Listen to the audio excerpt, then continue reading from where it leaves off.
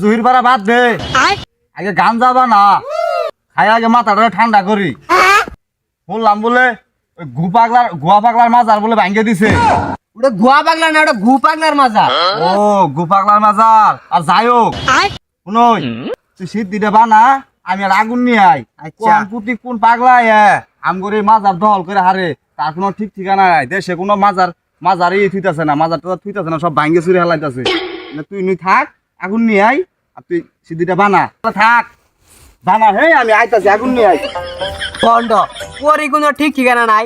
ওর মাজার কুসুম কাকুতি দাঙ্গে দে, ওই থুইছে আমার মাজার বহরা দিবার। আমি আমিও আহি, ওর খবর আমি রে। হাই হাই, আমার তো সবকিছু শেষ করে দিছে। আমি এখানে কই যামু, কই থাকমু? আমার তো আসর টাসর সব ভাঙি শেষ করে দিছে। তুই আমার এনে কোন আনলি? আমি হুন সামনে শুনছি এটা গাঞ্জার আসর আছে। এখন আমগর কোনো আস্তানা নাই। আস্তানা থাকলে একমাত্র উন্তি আছে। আমগর উন্তি যায় যেগুলো ব্যবস্থা কোনো গো। তাহলে চল। পাই পাগলা যা আছে সব বাইরে বুড়ি খেত দেন না গো।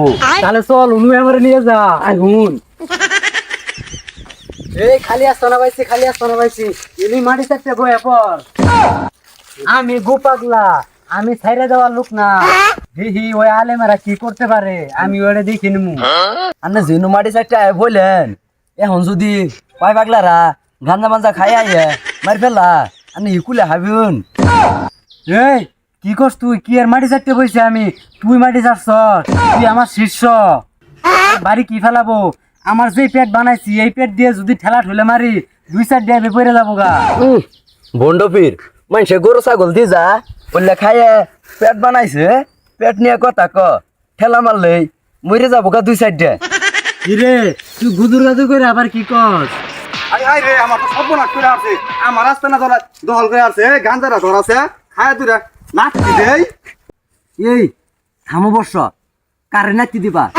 তোমরা বহ ঘর সিদ্ধি খাওয়ার বিষয়ে গু বাবা কিছু ভণ্ড কথা বলবে। ওই বর্ষ তোরা চেতাচেতি করস কে?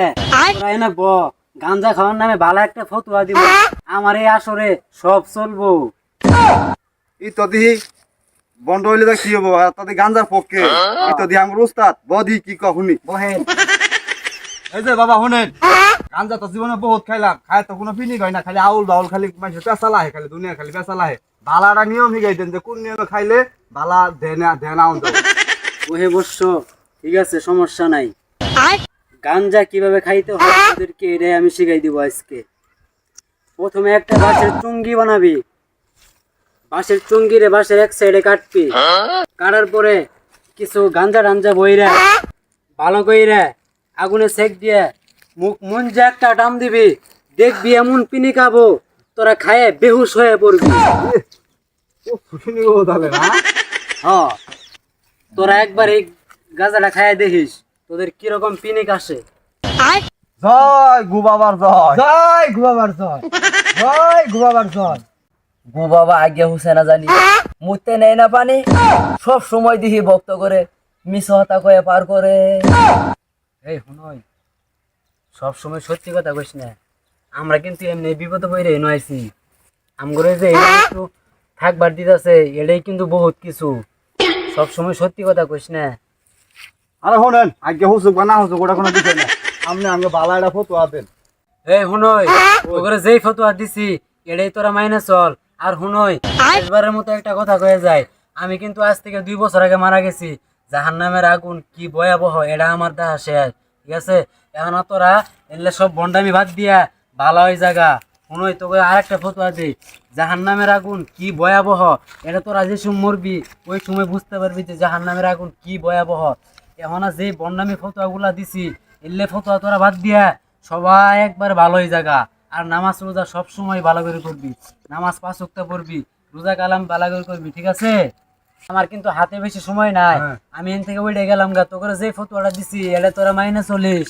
জয় জয় গু বাবার জয়, জয় গু বাবার জয়।